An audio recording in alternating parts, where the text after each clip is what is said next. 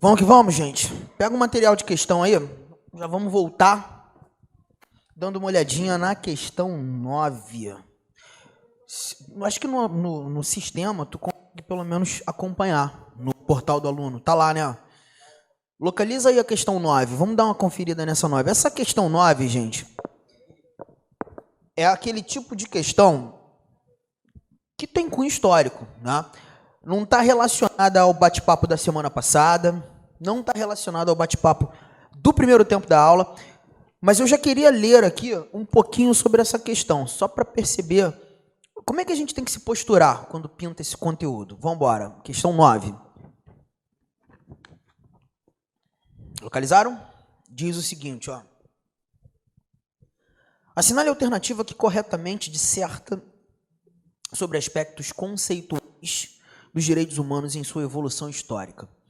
Letra A. Os direitos humanos de terceira dimensão marcam a passagem de um Estado autoritário para um Estado de direito. E nesse contexto, o respeito às liberdades individuais em uma perspectiva de absenteísmo estatal, fruto do pensamento liberal burguês do século XVIII. Você percebeu que a questão é absolutamente histórica? Trata de conteúdo histórico? Ele é muito conceitual, né? Então, bora, vamos colocar isso no caderno aí. Vamos desenvolver esse papo. O papo de agora diz respeito à classificação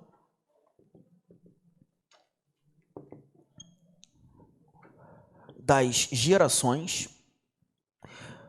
Pode ser que na tua prova, em vez de gerações, até porque é uma terminologia mais atual, a doutrina vem usando mais, esteja gerações dos direitos humanos. Classificação das gerações ou dimensões dos direitos humanos. Isso aqui com toda certeza vai estar na tua prova. Sempre vem questão de classificação das gerações ou das dimensões em qualquer prova que exija ou apresente direitos humanos, tá? Ângela, o pontapé inicial aqui é entender que esses vários direitos que nós encontramos na nossa Constituição, do artigo 5º ao 17, nos vários tratados internacionais sobre direitos humanos, e o Brasil faz parte de vários, eles não apareceram do nada. A gente conquistou esses vários direitos depois de muita confusão, cara.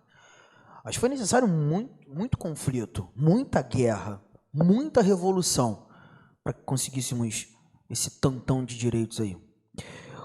A doutrina majoritária entende que o marco histórico para a conquista dos direitos humanos, o marco histórico em campo mais amplo, né, olhando para o campo universal, Revolução Francesa. E quando a gente fala da Revolução Francesa, a gente lembra realmente dos grandes reinados absolutistas, em regra geral europeus, né, que a gente estudou pra caramba aí durante toda a nossa vida acadêmica. Aí você lembra que num cenário absolutista, o Estado está na mão do rei. O rei é absoluto. O Estado é absoluto. E os filósofos à época, Robert, sustentavam a ideia, e o cenário era teocentrista, lembra disso? Teocentrismo. Deus no centro de tudo. Os filósofos, eles sustentavam a ideia que o rei era o braço de Deus na terra. Cara, esse cara era impassível de controle. Ele passava por cima de você à torto e à direito. A gente chega à conclusão que num cenário absolutista, o rei absoluto, não vivemos o império da lei, mas sim o império do rei. Tu não tem liberdade. Tu faz aquilo que deve ser determinado fazer. Esses cenários teocentristas, inclusive, eles sustentavam a ideia de nasceu servo, morre servo. Não era assim que funcionava?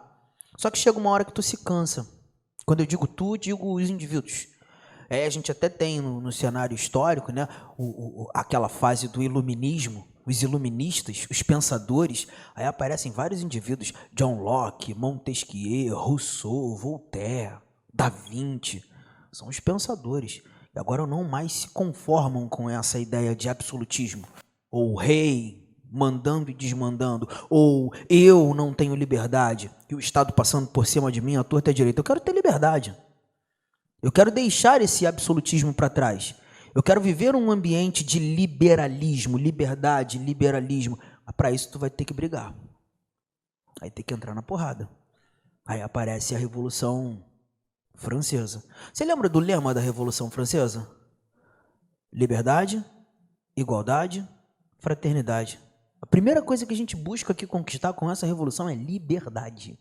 É por isso que nas provas você vai ter que lembrar, anota, que os chamados direitos de primeira dimensão ou geração, os direitos de primeira geração, ou também chamado de dimensão,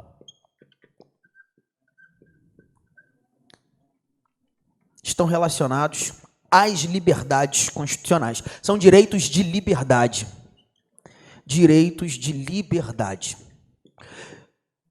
Raquel, tudo que é liberdade é direito de primeira geração. E olha que a tua Constituição traz várias. Engraçado, a gente só lembra de liberdade de locomoção. Pelo menos no primeiro momento é essa que vem à cabeça, né? Mas tem liberdade de credo religioso? Tem ou não tem? Liberdade de reunião, liberdade de associação, liberdade de expressão, que é a ideia do credo religioso. Tu tem liberdade demais, cara. Já vou te mostrar uma parada. Tudo que não é proibido é a liberdade. E é assim que você tem que enxergar os direitos de primeira geração. Engraçado que quando a gente está... Alguém aqui tem formação em direito? Não sei. Tem. Quando a gente está na graduação, a gente não dá ideia lá no terceiro, segundo período, aquela disciplina filosofia do direito. A gente acha chato pra caralho. Porra, mas é um porre mesmo. A gente não tem tanta maturidade ainda para aturar uma disciplina como aquela no início da jornada, né? Mas aí é engraçado que os nossos professores contam pra gente sobre Rousseau e o contrato social. A ideia do contrato social é justamente deflagrante isso aqui, um contrato e o indivíduo faz com o Estado, com o poder público. A ideia de realmente deixar para trás o império do rei e passarmos a viver o império da lei. Quando a gente fala de liberdade, galera, a gente percebe claramente, flagrantemente, o chamado princípio da legalidade, o império da lei. Me ajuda, gente, o princípio da legalidade, ele se aplica a nós indivíduos ou à administração, ao poder público? Fala os dois. É um contrato que está sendo estabelecido entre você e o Estado. Só que o princípio da legalidade, quando olhando para nós indivíduos, nós chamamos de legalidade ampla. Quando levando em consideração o poder público, a administração, a gente chama de legalidade estrita. E aí você tem fulcros diferentes. Cara, isso é muito maneiro. Perceba, para você, legalidade ampla, deixa eu colocar aqui, ó, indivíduos. Você pode fazer o Ângela, tudo aquilo que a lei não proíbe. Se não é proibido, é liberdade. Aos indivíduos, o princípio da legalidade tem esse reflexo. Por isso chamar de legalidade ampla. Eu faço tudo aquilo que a lei não proíbe. O fulcro da legalidade ampla, o limite da legalidade ampla, é a proibição. Eu faço tudo que a lei não proíbe. Estou sendo claro, gente? Mas esse limite da legalidade para o poder público, ou a legalidade aplicável ao poder público, tem outro fulcro.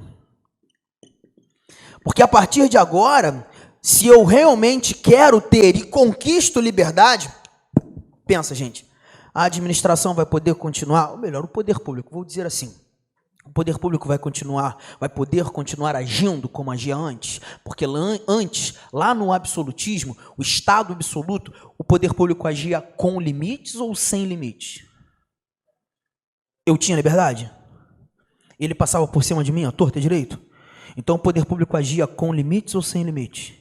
Sem limites. Agora, se você deseja conquistar liberdade, se você quer ter esse espaço aqui, esse espaço é teu, tu faz o que tu quiser aqui, e exige, quer que o poder público respeite o seu espaço, você vai ter que limitar a atuação do poder público, estabelecer limites para ele, porque antes ele agia sem limites. Se você quer ter liberdade, você vai ter que limitar a atuação do poder público.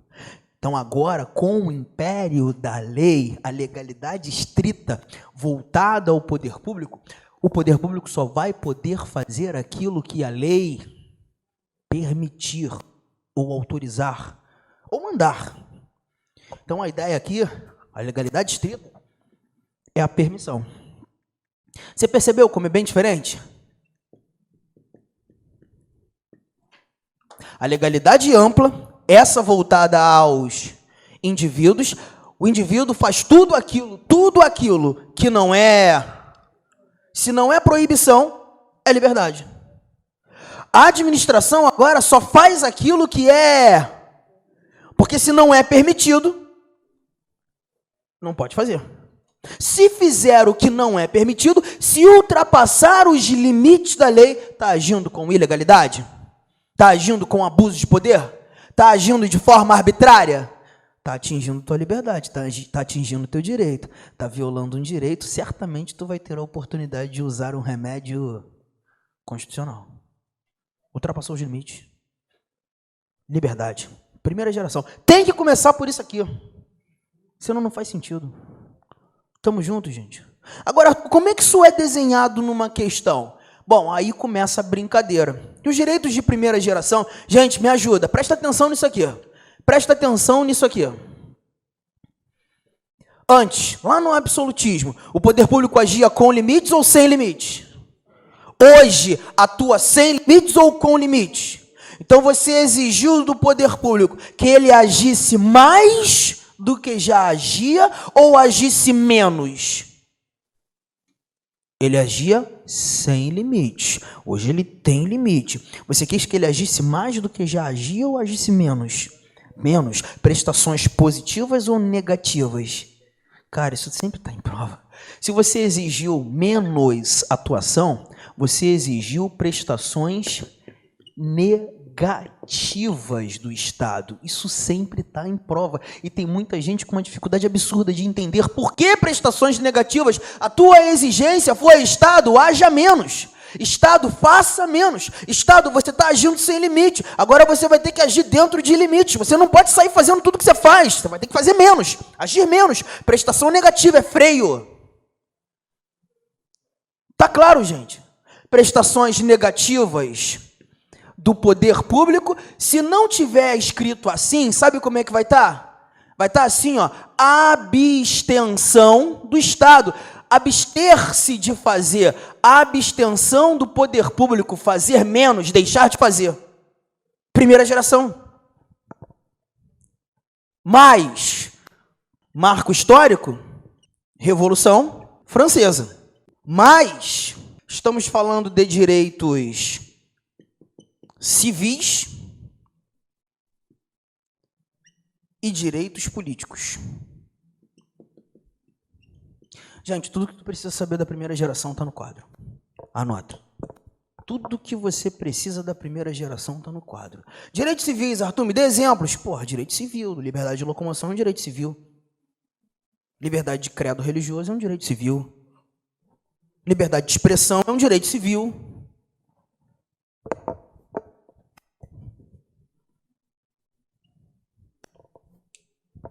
Liberdade de reunião. Liberdade de associação, liberdade sindical, tudo isso é direito civil.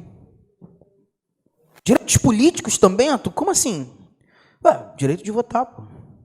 Ah, não, mas o voto não é é uma obrigação, né? Não, você está enxergando diferente. Não, mas eu sou obrigado a votar. Não enxerga assim, enxerga diferente. Porque num cenário absolutista você não tem a capacidade de participar da estruturação da vida do Estado. Hoje você tem, hoje você escolhe, antes escolhiam por você. Então é uma liberdade. Antes de ser uma obrigação, é uma liberdade. Participar da estruturação da vida política do meu Estado, votando e sendo votado. É liberdade, é primeira geração. Tamo junto? Foi. O condenado em decisão judicial transitada e julgada. Aí ele, na realidade, não perde. Ele encara uma suspensão dos direitos políticos. É mais um problema de prova. E no direito constitucional acaba sendo exigido uma diferença entre perda dos direitos políticos e a suspensão dos direitos políticos. Nesse caso, ele encara uma suspensão. Porque a pretensão... CEAP aqui, vocês estão estudando o LEP, né? A lei de execução penal. A minha monografia foi em cima da LEP, da 7.210. Vão ter social do sistema penitenciário, né? O sistema prisional, ressocializar o indivíduo que em um determinado momento se encontra à margem da sociedade.